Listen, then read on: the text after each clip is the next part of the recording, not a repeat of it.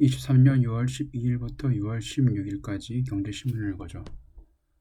목차 부동산 경제금융 주식 종합면 부동산 집 안 짓고 수주 안 하고 공급 부족 불보듯 1월에서 4월 착공 7만 채 미만 공사비 상승 및 고금리 영향에 민간 주택 수주 10년 내 최저 사업성 악화돼 수주 실대 3년 후 새 아파트 부족 현실화 재건축 추가 완화 나서야.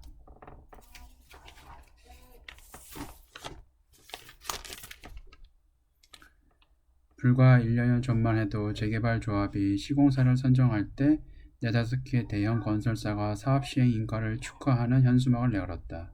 이제는 서울 대규모 사업지도 수의계약으로 시공사를 정할 정도로 건설사들이 몸을 사리고 있다. 부동산 시장이 침체기를 지나 기지개를 켜는 모양새지만 건설사들은 여전히 바짝 엎드린 채 신규 사업을 예면하고 있다. 고금리와 고물가에 따른 사업성 악화에 수주 기피 현상은 좀처럼 나아지지 않고 있다. 금리 인하 등 거시적 변수의 변화가 있지 않는 이상 당분간 수주 침체는 지속될 것이라고 내다봤다. 문제는 향후 주택 공급이다. 수주 물량이 줄어들 만큼 시장에 공급될 주택수는 줄어들 수밖에 없다. 수주와 더불어 주택 공급의 선행 지표인 인하가 착공 실적이 곤두박질 치고 있는 점은 공급 대란 우려를 더욱 키우고 있다. 2010년 이후 무려 13년 만에 최고치인데 박학수 건국대 부동산 대학원 겸임 교수는 5년 정도 공급 공백기가 올 수밖에 없는 만큼 재건축 초과이익 환수제 폐지 등 재건축 추가 규제 완화를 통해 시장의 공급 확대 시그널을 줘야 한다며 3기 신도시 주택 용지 비중과 용적률을 더 늘리는 것도 방법이라고 했다. 두 번째, 수도권 아파트값도 17개월 만에 상승 전환, 주간 시세 0.02%포인트 소폭 올라, 서울 3주째 상승세 이어져 분양 전망 13개월 만에 긍정.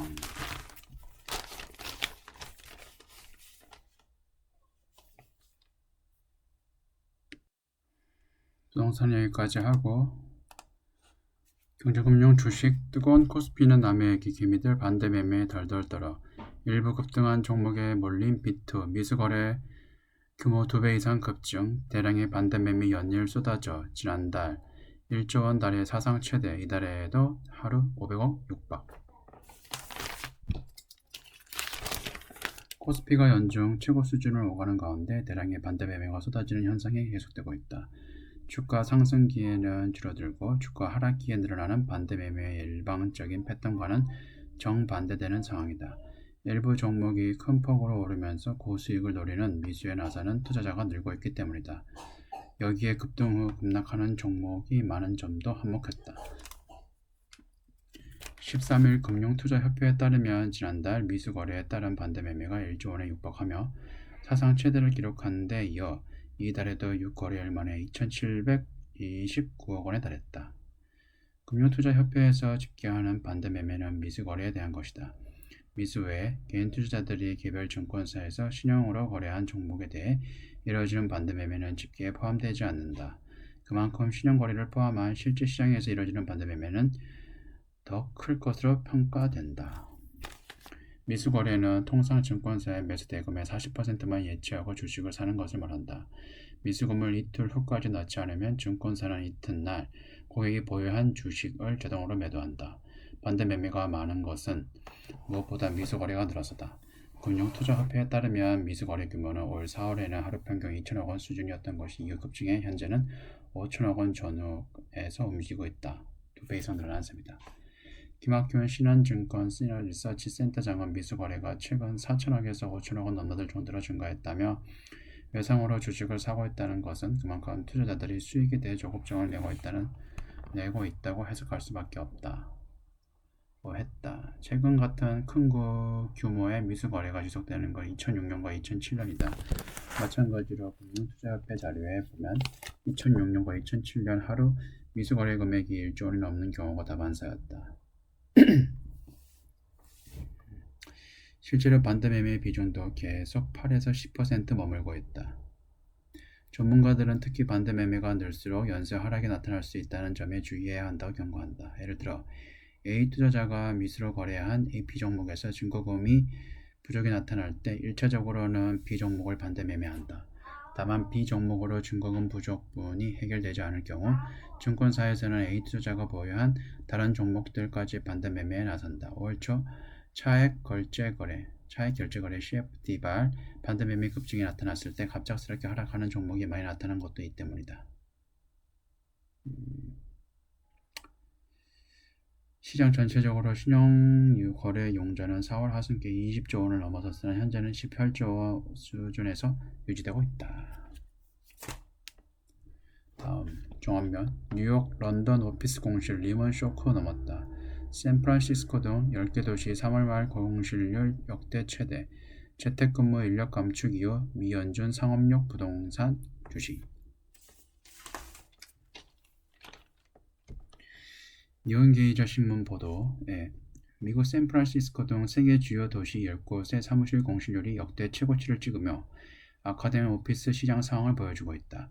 코로나19를 거치면서 재택근무가 확산하고 미국 기업 등 감원에 나섰기 때문에 보이는데 상황이 더 악화되면 부동산 대출 등에 영향을 주고 금융시장에 파장을 미칠 수 있다는 염려가 나온다.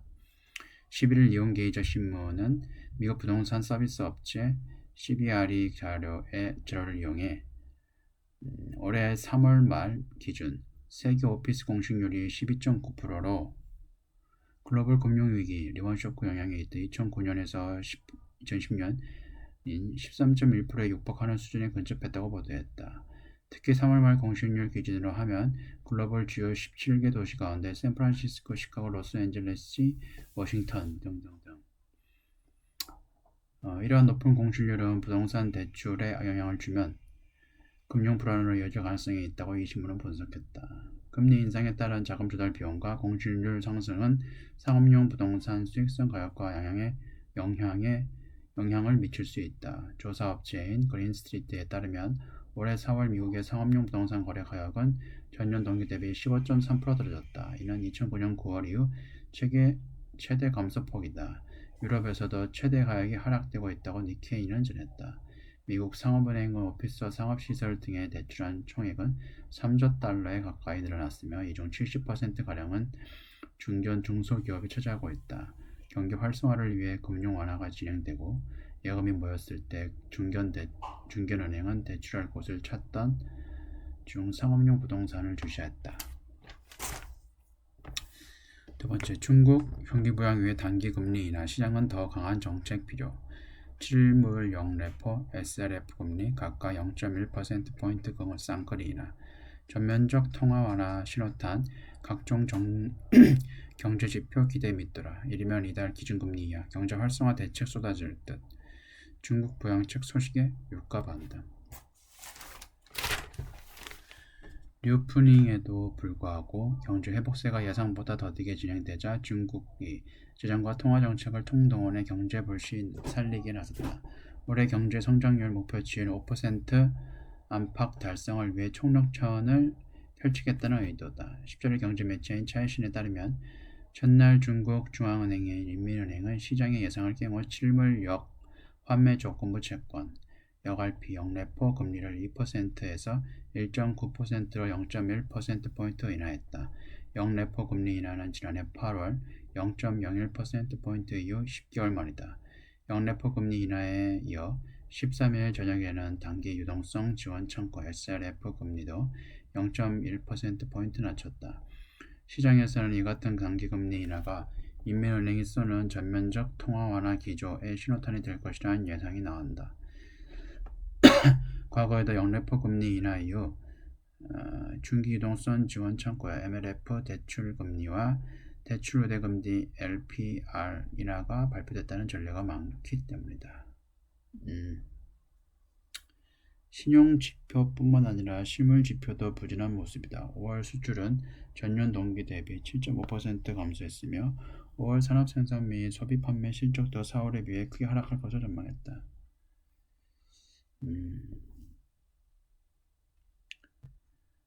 금리 인하 외에 각종 정책 수단을 총동원해야 한다는 목소리도 커지고 있다.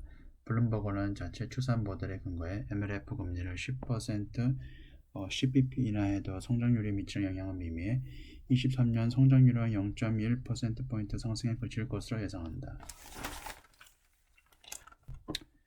중국 당국이 경기 부양을 위해 금리를 인하했다는 소식에 유가는 급반등했다. 13일 뉴욕 상하권에서 7월 인도본 서부 텍사스 산 원유 WTI는 전날보다 2.3달러 오른 배럴당 69.42달러의 거래를 마쳤다.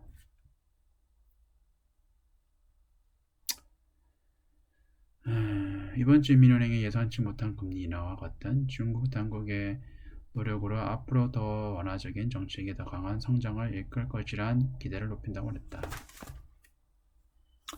네, 이번 주 여기까지고요. 지금까지 시청해주셔서 감사합니다.